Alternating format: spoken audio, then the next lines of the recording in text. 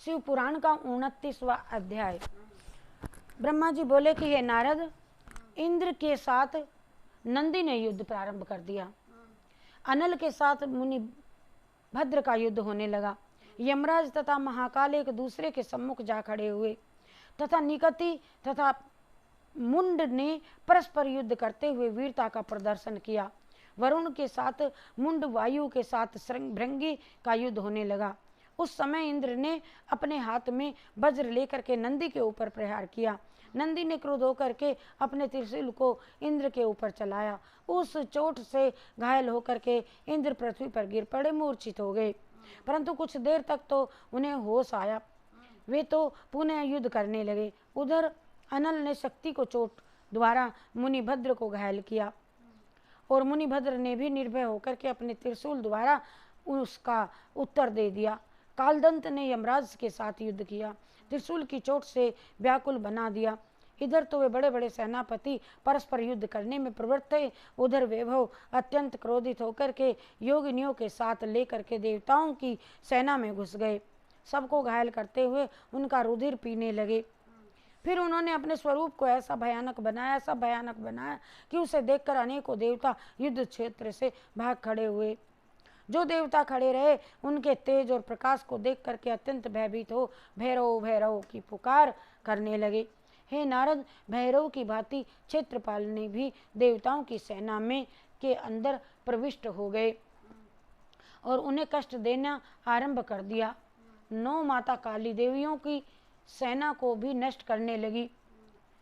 वे देवताओं के मस्तक को फोड़ फोड़ करके रुधिर पीती थी और शरीर को खा जाती थी, जिसके कारण चारों ओर हाहाकार मच गया। उस समय वे सब लोग भाग भाग करके विष्णु जी की शरण में जा पहुंचे और इस प्रकार कहने लगे, हे प्रभु, इस समय हम लोग बहुत दुखी हैं, अतः आप हमारी सहायता करें। आप हम सबके स्वामी हो, इसलिए हम सबसे यही प्रार्थना करते हैं कि भैरव, क्षेत्रपाल तथा काली ने हमारी जो दुर्गति की है उसका आप उचित उपाय करें। विष्णु जी ने सब देवताओं की उस दयनीय दशा को जब देखा तो उन्होंने अत्यंत क्रोध में भर करके क्षेत्रपाल की ओर अपना चक्र छोड़ दिया। चक्र के तेज से संपूर्ण दिशाएं भस्म सी होने लगी। जब क्षेत्रपाल ने उस प्रज्वलित ज्योति को इस प्रकार अपनी ओर आते देखा तो उसने चक्र के अपने मुख में डाल लिया। चक्र को ये देखकर विष्णु जी ने क्षेत्रपाल के गाल पर गदा मारी, गदा का प्रहार किया, जिसके कारण वह मुंह के बल पृथ्वी पर गिर पड़ा। हे नारद, इस अवस्था को देख करके काली जी विष्णु जी के सम्मुख जा खड़ी हुई। उन्हें देख करके विष्णु जी ने जितने बाण चलाए उन सब को वे सहज ही में खा गई काली। तब विष्णु जी ने अपने नंदक नामक खड़ग पर प्रहार करके ऊपर कर लिया और उसे काली जी ने पकड़ करके तोड़ डाला। यह दृश्य देख करके विष्णु जी ने काली के साथ युद्ध करना प्रारंभ कर दिया और उनके समीप चले गए। जब ये भयानक युद्ध हुआ तो विष्णु जी ने भैरव के ऊपर जब अपना चक्र चलाया तो भैरव ने उसे सहज ही काट करके गिरा दिया।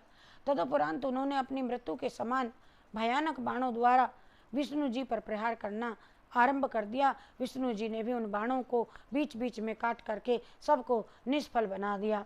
इस प्रकार विष्णु जी तथा भैरव का युद्ध बहुत देर तक होता रहा। उस युद्ध को सब देवता अलग खड़े होकर के देखते रहे। तदुपरांत भैरव ने उस प्रलयंकर्ता त्रिशूल को अपने हाथ में उठाया, जो बिना प्राण लिए कभी नहीं रुकता था, मार करके ही आता था। भैरव के क्रोध को इस प्रकार बढ़ता देख करके वीरभद्र दौड़ते हुए उनके पास जा पहुंचे और अनेक प्रकार से उनकी प्रशंसा करते हुए बोले, हे भैरव जी, आप ऐसा क्रोध ना करें, क्योंकि शिव जी ने इतनी कठिन आज्ञा नहीं दी है हमें। विष्णु जी भी शिव जी के ही तो रूप हैं, इतना घोर युद्ध न करें। सेवक को अपने स्वामी के विरुद्ध ऐसा व्यवहार नहीं करना चाहिए। ये सुनकर के भैरव जी ने अपना त्रिशूल रोक लिया और तदुपरांत वीरभद्र स्वयं विष्णु से युद्ध करने लगे। हैं नारद, जब विष्णु जी ने देखा कि वीरभद्र पर सहज ही विजय पाना संभव नहीं है, तब उन्होंने योग माया द्वारा अपने ही समान असंख्य गणों को उत्पन्न किया। वे सब गरुड़ पर आरूढ़ थे और शंख चक्र गदा पद्म अपनी हाथों में लिए हुए थे। शिव गणों को व्याकुल कर दिया उन्होंने। और ये दशा देख करके वीरभद्र ने भगवान सदाशिव का ध्यान करके अपना त्रिशूल चला दिया। उस त्रिशूल के चलते ही विष्णु जी के गण भस्म होने लगे और देखते ही देखते अदृश्य हो गए। ये दशा देख करके विष्णु जी ने अत्यंत क्रोध करके वीरभद्र को मार डालने की इच्छा से उसके मस्तक पर अपनी गदा का एक कड़ा प्रहार किया। जब वीरभद्र ने उनकी मनोभिलाषा को जानते हुए उनका त्रिशूल अपनी छाती में मार करके उनकी और उन्हें पृथ्वी पर गिरा दिया। विष्णु जी के इस प्रकार से मूर्छित होकर के पृथ्वी पर गिर जाने से चारों ओर हाहाकार मचने लगा। और परंतु कुछ देर बाद ही विष्णु जी उठ करके खड़े हो गए। तब वीरभद्र को मारने के लिए उन्होंने अपने चक्र को हाथ में ले लिया और उस समय विष्णु जी का स्वरूप अत्यंत भयानक हो उठा। ऐसा प्रतीत होता था मानो आज वे अपने चक्र के द्वारा प्रलय काल उपस्थित कर देंगे। अरे नारद, वीरभद्र ने जब विष्णु जी के तेजस्वी स्वरूप को देखा तो मन ही मन भगवान सदाशिव के श्री चरणों का ध्यान किया। उस समय शिव जी ने वीरभद्र को अभयदान देते हुए अपने शत्रु का प्रहार सहन करने की सामर्थ्य प्रदान की। इधर विष्णु जी भी पर्वत शिखर के समान निश्चल भाव से खड़े थे। अस्तु सर्वप्रथम वीरभद्र ने अपने पवित्र बाणों द्वारा विष्णु जी के धनुष के दो टुकड़े कर डाले।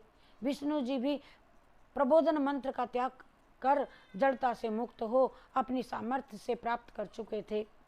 और उस समय का दृश्य देख करके मैंने अर्थात मैं ब्रह्मा ने विष्णु जी से जाकर के कहा, है प्रभु, होनहार किसी के मिटाए नहीं मिटती। यद्यपि आपने दक्ष के यज्ञ की रक्षा करने में कोई कसर नहीं छोड़ी, कोई रक्षा की आपने, परंतु उसका यही भाग्य ही इस तरह विपरीत है, इसलिए आप इस युद्ध को में विजय प्राप्त नहीं कर सकेंगे। वीरभद्र इस समय अवश्य इस सब को नष्ट कर डालेंगे। शिवजी के क्रोध के साथ इसका ये भी कारण है कि दधीचि मुनि ने भी तो इस यज्ञ को नष्ट करने का श्राप दे ही रखा है।